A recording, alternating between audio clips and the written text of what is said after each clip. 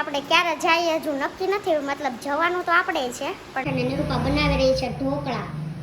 તો કયા ઢોકળા બનાવે છો? ઢોકળા અત્યારે બની રહ્યા છે, તેનો ખાલી સ્વાદ જ લ્યો તમે, અમે ખાશું. અને આજે અમારા બંને મેડમે બહુ કામ કર્યું છે. તું માળિયા ચડી રહેશી. જે અમારા સુરતમાં એટલો વરસાદ પડ્યો, કોઝવેના 4 દરવાજા ખોલવા પડ્યા. હું કામ પૂછતો તને? બહુ મસ્ત, એક નંબર. હવે ભાઈવા હું કામ. તો hi guys, good morning, welcome back to our new vlog. તો આજનો આપણા વ્લોગમાં સાફ સફાઈ કરીએ છીએ, તો ઘરની હાલત કંઈક આવી છે અને આપણા મેડમ આવી ગયા છે.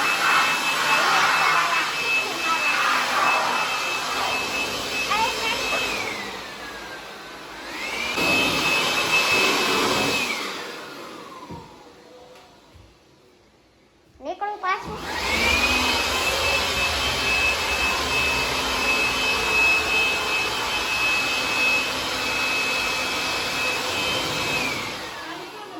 તો ઘરમાં અત્યારે બધું પડ્યું છે આમનામ, અને કામ બધું બાકી છે, કેમ કે કાલે નિરૂપા આવ્યા અમને, અમે ઘરની સાફ સફાઈ કરી રહ્યા છીએ.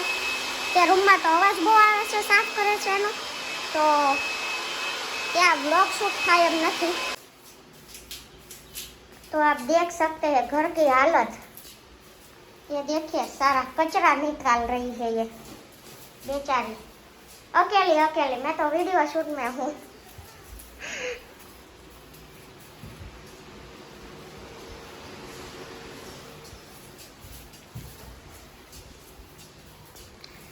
તો ગાઈઝ, આપણે છે ને ધૂળની થોડીક એલર્જી છે, એટલે આપણા મોઢે તો આજે માસ્ક રહેવાનું જ છે. તો આજે તમારે મને માસ્ક સાથે જોવાની છે. દુપટ્ટો નહીં, દુપટ્ટો નડે કામમાં. એક તો પંખો બંધ છે, ધૂળ ઉડે છે એના લીધે, અને ગરમી એટલી થાય છે. ગરમીનું રહેવાતું નથી, કામ કરવું પડશે, કેમ કે જો હમણાં ધ્યાન નથી દેતા ને, તો આ બહુ બધું નીકળ્યું છે બેડ નીચેથી. એટલે તો હવે આજનો દિવસ તો આમાં જ જવાનો છે, એટલે જેટલો બ્લોગ શૂટ થશે એટલો અમે કરીશું.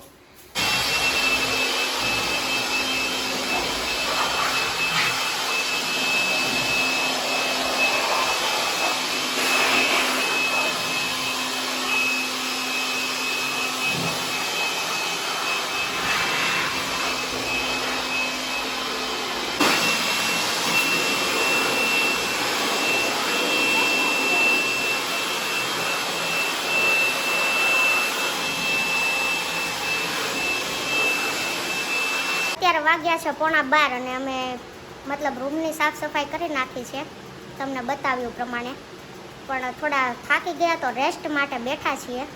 તો મારા મેડમ પણ થાકી ગયા છે. થાકી ગઈ નિરૂપા? થાકી જાવ ને તો અમે બે તે હું નથી કરતી, તારે એટલી પાસે જ કરાવું છું. હે એવું? તો હજી આ બધું સાફ સફાઈ કરી અને ચડાવવાનું છે. અત્યારે તો જસ્ટ રૂમની જ સાફ સફાઈ કરી છે, તો એ પછી કરશું. થોડી વાર માટે રેસ્ટ લઈએ અને અમે બેહીને થોડાક પાકા ફોજદારી કરીએ. તો મેડમ ગયા હતા 10 દિવસથી મળવા માટે ગામડે એમના મમ્મી પાસે, તો આવી ગયા છે. તો કેવો રહ્યો તમારે ત્યાંનો એક્સપિરિયન્સ? બસ મમ્મી પાસે કોનો એક્સપિરિયન્સ સારો ન હોય? ના તો મસ્ત જ હોય ને, કેમ ખાઈ પીને આટા વીટા કરવાના હે ને. તો હવે તુંય તૈયાર રહેજે, કેમ કે ઘરની સાફ સફાઈ કરીને પછી હું જવાની છું, પછી હું મસ્ત આટા વીટા કરીશ. એટલે ત્યારે આયા કામ કરવા તું રેડી રહેજે. 10 દિવસ મેં એકલા કર્યું, હવે પછી હું જઈશ. ઓકે? હા તો કાંઈ નહીં, આપણે ક્યારે જઈએ હજુ નક્કી નથી, મતલબ જવાનું તો આપણે છે, પણ હવે બે જોડે છીએ તો થોડી ઘરની સાફ સફાઈ કરી નાખીએ થોડા દિવસ, પછી જાશું આપણે પણ મળવા, અને ત્યાં પણ આપણે બધા જોડે વ્લોગ બનાવીશું અને બધાને ઇન્ટ્રોડક્શન કરાવીશું. તો બન્યા રહેજો અમારા વ્લોગમાં. તો અત્યારે વાગ્યા છે 5 અને અમે બપોરે કામ પતાવી અને રસોઈ કરી અને પછી જમીને ફ્રી થઈને સૂઈ ગયા હતા, કેમ કે થાકી ગયા હતા બહુ. તું થાકી ગઈ હતી? તો અત્યારે અમે જાગ્યા છીએ, થોડો રેસ્ટ કરી અને આ ઇસ્ત્રી કરે છે, કપડાં સકેલ્યા, અને આપણા માટે બની રહી છે અત્યારે ચા. તો કે ચા બની ગઈ છે. મમ્મી, તમે થેરાપીમાં ગયા હતા કે આજે? થેરાપીમાં ગયા હતા કે રિપોર્ટ કરાવવા? બધું થેરાપી કર્યા, રિપોર્ટ કરાવ્યા. અચ્છા. તો મમ્મીની તબિયત આજે પણ ખરાબ હતી અને તે રિપોર્ટ કરવા માટે ગયેલા હતા. તો એ પણ આવી અને જમીને સૂઈ ગયા હતા અને અમારું પણ કામકાજ અમે પતાવી અને થોડે રેસ્ટ કર્યો હતો. તો હવે થોડું ઘણું કામ છે એ પતાવી અને આપણે એડિટિંગ કરવાનું છે અને સાંજે પછી આવે બધા ત્યારે મળશું ફરીથી વ્લોગમાં. એડિટિંગનું કામ જસ્ટ પત્યું છે. અત્યારે વાગ્યા છે 8 અને નિરૂપા બનાવી રહી છે ઢોકળા. તો કયા ઢોકળા બનાવે છો? ખાટિયા ઢોકળા. ખાટિયા ઢોકળા. અચ્છા, ઢોકળામાં ઘણા પ્રકાર આવે. એમાં એવું હતું કે ગામડે ગયેલી હતી અને ગામડેથી અત્યારે આ ખાટિયા ઢોકળાનો લોટ લાવી હતી. તો આજે અમારા ઘરમાં ખાટિયા ઢોકળા બની રહ્યા છે. તો કોને કોને ખાટિયા ઢોકળા ભાવે છે એની કમેન્ટ કરજો તો જરા. અને અત્યારે હવે એક ડીશ ઓલરેડી આમાં સ્ટીમ થાય છે. થોડાક ઢોકળા બનાવી નાખ્યા છે અને એક ડીશ ઓઇલથી ગ્રીસ કરી અને આમાં રાખી છે. અત્યારે એને આમાં મૂકવાની છે. ધાણાથી ગાર્નિશિંગ કરી રહ્યા છે અમારા મેડમ. તો તમે આ ઢોકળા ક્યાંથી શીખ્યા જણા જણાવશો મમ્મી અમને? પાસેથી. મમ્મી પાસેથી. ઓકે. તો આનો લોટ આપણે ઘરે બનાવવો હોય તો બને આપણાથી? બને. અચ્છા, તો અમારા વ્લોગમાં બન્યા રહેજો કેમ કે હવે આવવાના છે હમણાં મહાશય અમારા બેવના. એટલે પછી ઢોકળા ખાઈશું અને એની જોડે થોડી મસ્તી કરીશું. તો અમારા વ્લોગમાં કન્ટિન્યુ રહેજો. અને ઢોકળા અત્યારે બની રહ્યા છે તેનો ખાલી સ્વાદ જ લ્યો તમે, અમે ખાશું. શું કેવું?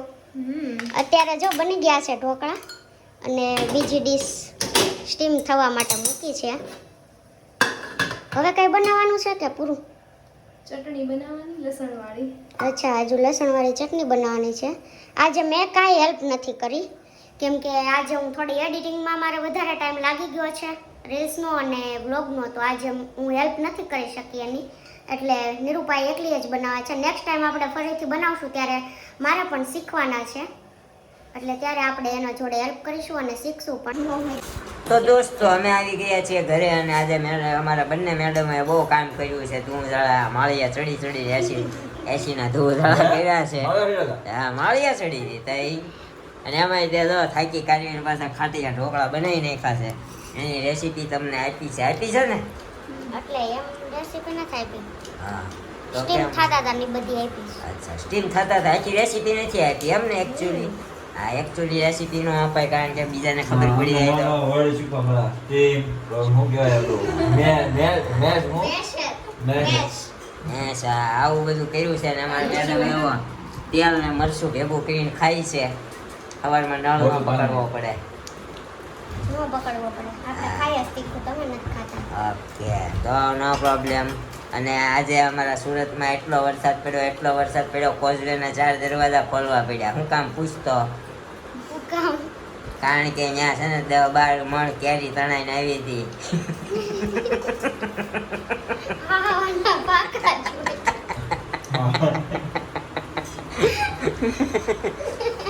પૂછ નિરૂપાને હું કામ ની તારે પૂછવાનું મારે નહીં પૂછવાનું. એટલે તને સીધો આન્સર મળે, મને ન મળે. એમાં એવું હતું કેરીઓ જાજી તણાઈને આવી હતી એટલે કોઝવેના 4 દરવાજા ખોલવામાં આવ્યા. આવી સદંતર અફવાઓથી દૂર રહેવું અમે કોઈ માન્ય ગણતા નથી, બરોબર છે? એનો આમ જો એને બહુ ભાઈવા. પૂછ તો કેવા હે ભાઈવા તને? બહુ મસ્ત. એક નંબર. હવે ભાવવાનું રીઝન પૂછ. હવે ભાઈવા હું કામ? બનાવવા કોને તો પૂછ પેલા. એને હમણાં હું બનાવત ને તો એકાદી ખામી કાઢત ને કાઢત. આ તો બનાવ્યા કોણે એટલે ભાઈવા યાર. હા, બનાવ્યા ખામી કાઢીને કાઢી એ અમારે કાઢે જ તે. અને એ થોડા ઓછા છે.